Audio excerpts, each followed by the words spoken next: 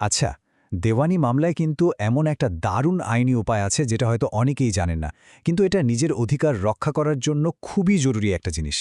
জিনিসটার নাম হলো ক্যাভিয়েট। চলুন আজ আমরা এটাই জেনে নিই যে এই ক্যাভিয়েট জিনিসটা ঠিক কীভাবে একটা লিগ্যাল শিল্ড বা রক্ষা কবচের মতো কাজ করে। একটা উদাহরণ দিয়ে শুরু করা যাক।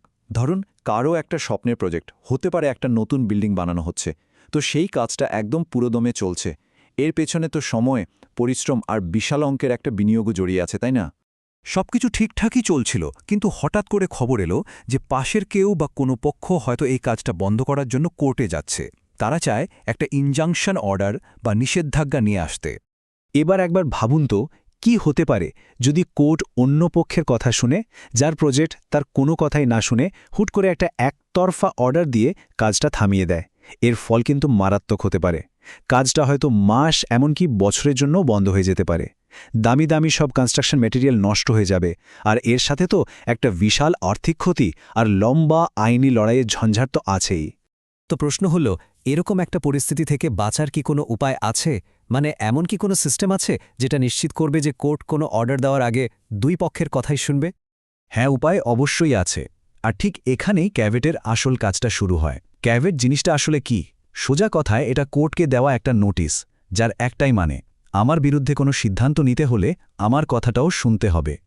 এর সবচেয়ে বড় সুবিধাটা হলো, যদি একটা ক্যাভিয়েট ফাইল করা থাকে তাহলে কোর্ট কোনোভাবেই একতরফা বা যাকে আমরা লিগ্যাল ভাষায় বলি এক্স পার্টে অর্ডার, যেমন ধরুন কাজ বন্ধ করার অর্ডার, দিতে পারবে না। অর্ডার দেওয়ার আগে যার বিরুদ্ধে আবেদনটা করা হচ্ছে তাকে তার কথা বলার সুযোগ দিতেই হবে। আচ্ছা, এই যে আমরা শুধু বাড়ি বানানোর উদাহরণ দিলাম, তার মানে কিন্তু এই না যে ক্যাভিয়েট শুধু এখানেই কাজে লাগে।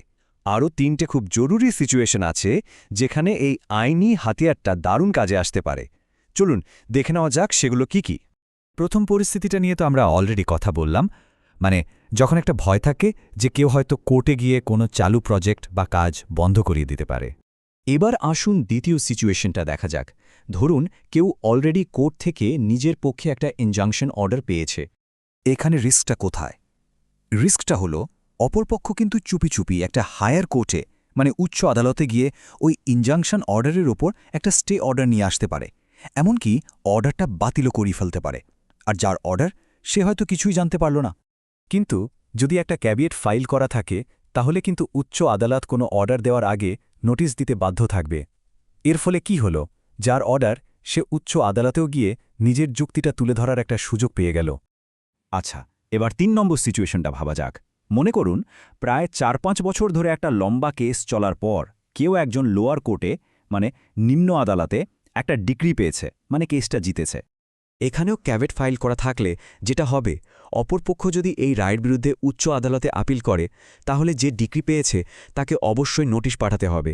মানে এত কষ্ট করে পাওয়া জয়টা একতরফাভাবে বাতিল হয়ে যাওয়ার কোনো সুযোগই থাকবে না, নিজের জয়টাকে ডিফেন্ড করার সুযোগটা পাওয়া যাবে।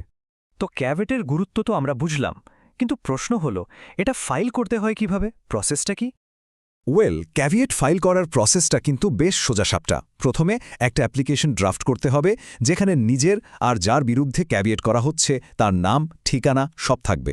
এরপর যে সম্পত্তি নিয়ে মামলা হতে পারে তার ডিটেলস দিতে হবে। 3 নম্বর আর সবচেয়ে ইম্পর্ট্যান্ট স্টেপটা হলো, কোর্টে ফাইল করার আগে অ্যাপ্লিকেশনের একটা কপি রেজিস্টার পোস্ট বা স্পিড পোস্টে করে অপোনেন্টকে পাঠাতে হবে। সবশেষে ওকালতনামা আর ওই পোস্টাল রিসিট সহ অ্যাপ্লিকেশনটা কোর্টে ফাইল করে দিতে হবে। ক্যাভেট ফাইল করার ব্যাপারে আরও কয়েকটা জরুরি তথ্য কিন্তু মাথায় রাখতে হবে। চলুন সেই কি পয়েন্টগুলো একটু জেনে নেওয়া যাক।